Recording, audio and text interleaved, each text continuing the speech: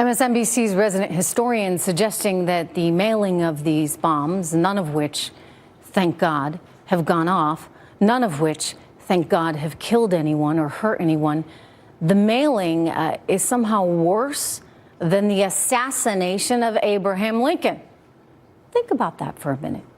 The assassination of President Lincoln, the man credited with abolishing slavery in America, is somehow less significant to this MSNBC contributor than these failed bomb attempts? Come on. I mean, I'll tell you, this is yet, again, another example of fear-mongering with a little bit of race undertone to it. It's all designed just to scare people. It's a revisionist, inaccurate interpretation of history by none other than a mainstream media historian. If you don't know already, we're just getting to know each other. I, too, am a student of history, American history. I live on the front lines of history every night right here with you. I studied history, American history at Columbia University, and I can tell you for certain that these attempted bombings, as horrible and as scary as they are, did not succeed and therefore are in no way worse than what transpired on that fateful night at Ford's Theater in Washington, D.C. in 1865. So my advice to this MSNBC historian, understand the significance of history and do not abuse, do not compare, do not conflate it with modern day events that are simply not the same in scope or significance. Stop trying to scare Americans by invoking these racial undertones. Lincoln stood for greatness. Lincoln stood for equality. His assassination is something the country has never quite recovered from and probably never will. But this week's bombing attempts, while scary, while awful, they have not caused harm to anyone. And thus, they must be reported on. They must be commented on with context and responsibility. Do not abuse history to serve your current political agenda. Joining me right now, a man who knows a whole lot about history himself, presidential historian Doug Wead. Doug, a pleasure. Good to have you here. Thank you, Trish. I'm loving your show. It's hot, fast-paced. I'm really enjoying it. Well, thank you.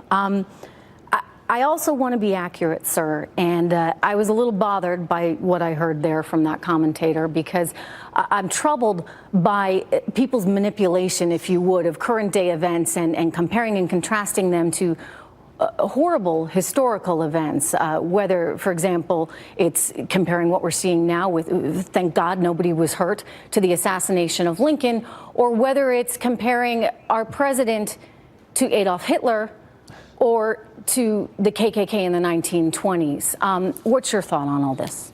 Yeah, this is pretty ridiculous. I like Jon. I like his books. It was heartbreaking for me to see this because this is clickbait. This is MSNBC. There's fake news. This is fake history, and it's hysteria. I mean, Abraham Lincoln was assassinated. There was an attempt on the vice president and members of the cabinet. You can't compare that to these 10 packages. Nobody died. No member of government except the congresswoman from California. I guess if you watch MSNBC, you think Hillary Clinton got elected president. So maybe that's the comparison But Doug, he you know makes. what bothers me here? And you're a presidential historian, so you have the context around this. But what bothers me is that people are trying to in a phony, pseudo-intellectual way, manipulate history and manipulate current events to try and serve their own agenda, which is very politically motivated. And I think that, in and of itself, sir, is troubling. How about you? Yeah, it's an insult to your intelligence. Interesting thing this week is that Donald Trump, of all people, was the adult in the room. Donald Trump was calling for unity, and he said we can't allow this sort of thing in a democracy. And yet you get this kind of compare that, for example, to the Bernie Sanders supporter who walked into that baseball field in Virginia and started shooting congressmen who were Republican senators and Congress congressman. That would have changed history. And the comment from the news, CBS, Scott Pelley, wonderful guy. I always felt, boy, here's a dispassionate, open journalist, but he must have had red hot blood flowing through his veins. He said that perhaps these Republican senators and congressmen invited this act. To compare that to Trump, who says we got to unite, to somebody who's basically saying that Republicans deserve to be murdered because of their politics. We've got to end this hostility. Gandhi said you can't shake hands with somebody if you've got a clenched fist. And we got to back down at some point, both sides. You're right. And I talked to the president about this just last week, Doug. And we played the clip last night. We're not going to play it again, but I'll tell you what he said. I said, look, you know, fairly or unfairly, you're the president of the United States, and we're in a divided spot. He agreed. And I said, you know, it's up to you to bring us together. And he agreed. And he said, yes, that is my role. But, you know, it is. But there's, I think, some responsibility that everybody else has to take on, too. And that's Hillary Clinton. That's Barack Obama. That's Maxine Waters. That's all of us in the media. I think that, you know, it's a two-way street here, and we're all in this together. It's our country, Doug. Yeah, there has to be on both sides. This is a good time, I felt, for the president, the way he reached out. I thought he did all the right things, but he's got to be feeling, what can I do? What can I say? If I say the wrong thing, they get mad. He's damned if he does. He's damned if he doesn't. I know they were all over him last night. I had one of Hillary Clinton's former advisors on the program, and he said, you know, he looks so.